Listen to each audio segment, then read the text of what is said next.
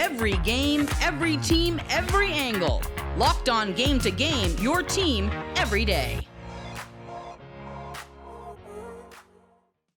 Welcome in, everyone, to Game SEC edition. I'm Jordan Black. If you can believe it, we're already at week 6 in the college football season. Whether it was a historic showing in Death Valley, the NIL Trash Talk Bowl in Tuscaloosa, or an East-West showdown in Athens, there's nothing better than football in the SEC, and we have got a great slate of games to break down for you. Let's kick off our coverage tonight in T-Town, Texas A&M at Alabama. It was one of the games that fans certainly circled after a little off-season back and forth between Jimbo Fisher and Nick Saban.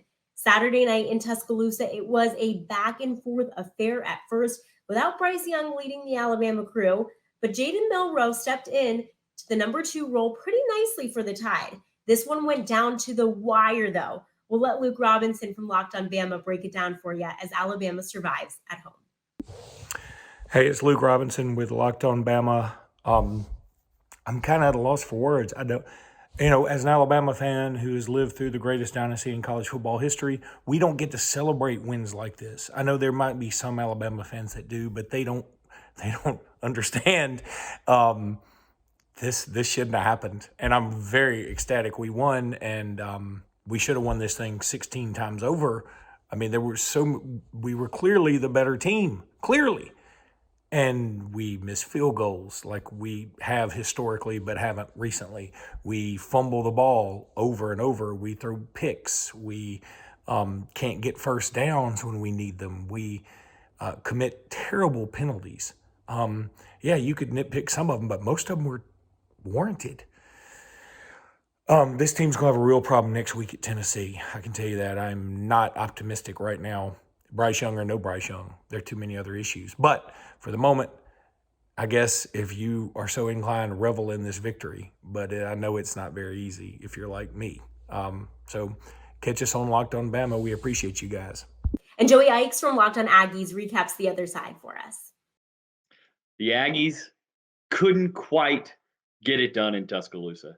Hey guys, this is Joey Ikes with Locked On Aggies, and the A&M football team went to Tuscaloosa and gave Alabama all they could handle.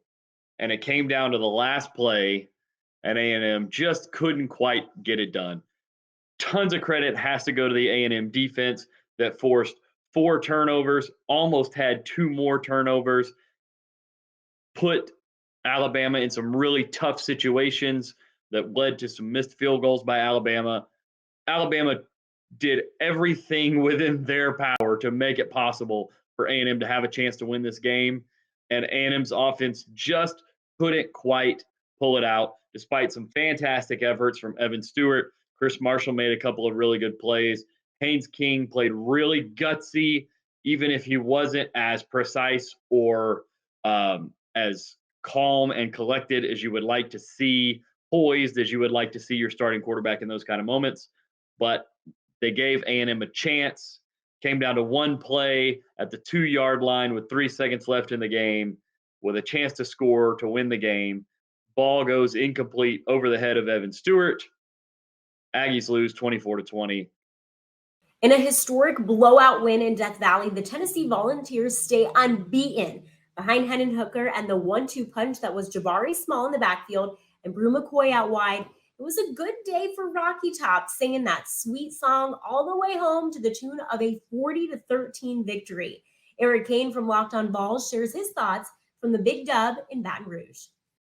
A big win for Tennessee on the Bayou. It started on a Saturday morning at 11 o'clock, ending in the early afternoon. Tennessee, the perfect start to this football game that results in a 40-13 victory. Tennessee is 5-0 for the first time since 2016, and a matchup that everyone is going to be ready for around the country next week between Alabama and Tennessee. But first for LSU, muffing the opening kickoff. Tennessee picking up and scoring on the first drive. Tennessee gets a 59-yard punt return, scores on its next drive. It's 10-0 before you know what to do with it. Tennessee piles on 2 more touchdowns in the first half and ends up leading by a score of 37-7 by the time you enter the fourth quarter.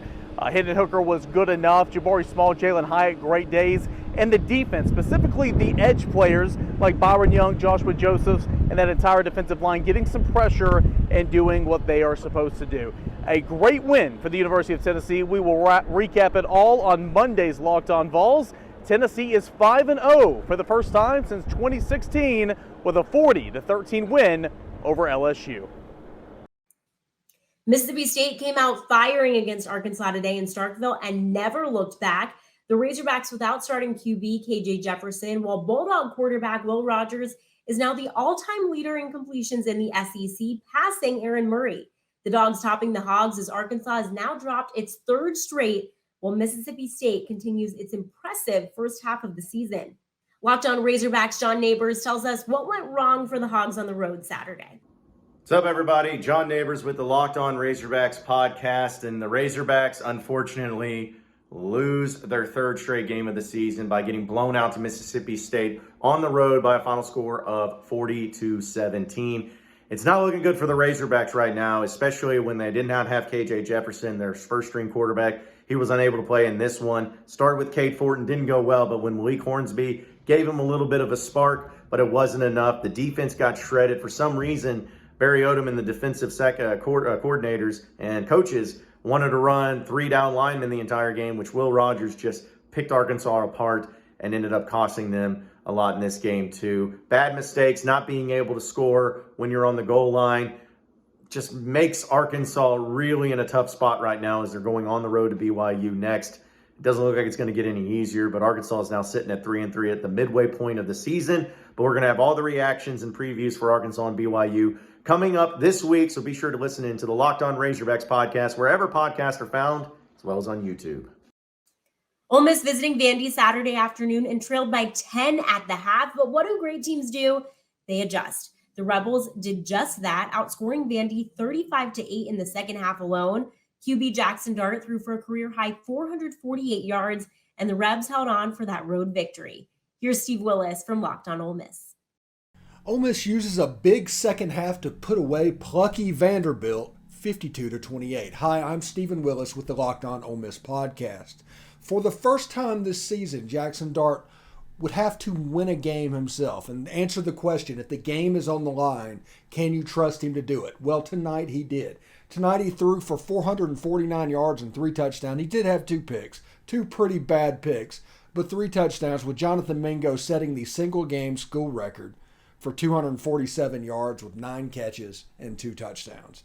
Ole Miss outscored Vandy 42-8 in the last 31 minutes of game time as they unveiled their full offense for the first time. Auburn is up next, and the Rebels are looking to put 4 quarters together, which they haven't done this season. For more information, check out the Locked On Ole Miss podcast, your team, every day.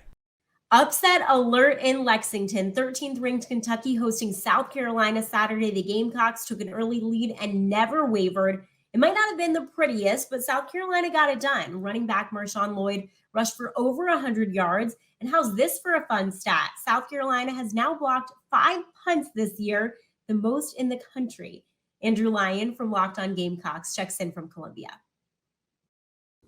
It wasn't always pretty, but the South Carolina Gamecocks get what is definitely one of the biggest wins the football program has had in several years. Hello, everybody. I'm Andrew Lyon, the Locked On Gamecocks podcast, giving you all my quick recap of what was a monumental victory for the South Carolina Gamecocks as they defeated the Kentucky Wildcats 24-14 in Lexington, Kentucky. This is South Carolina's first 3-game winning streak since 2017. It is their first win against a ranked opponent in the Shane Beamer era, and it is one that they definitely earned, in my opinion. I understand that Kentucky fans are going to sit there and say that Will Levis did not play tonight, and that made a big difference. I would definitely agree with you, but South Carolina did what they needed to do. They converted really important third down plays in this football game. The defense managed to get pressure on backup quarterback Kaya Sheeran and get multiple sacks on him. And the Gamecocks managed to find a groove in the rushing attack, especially in the third quarter, which was a big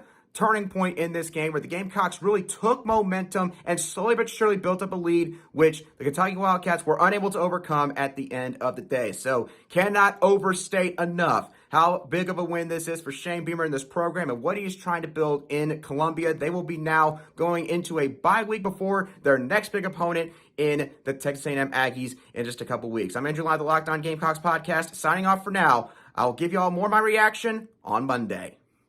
Through 6 weeks in the college football season already, how is it so? Alabama and Georgia stay steady, while Tennessee continues its tear, setting up for a top 10 kickoff next week in T-Town.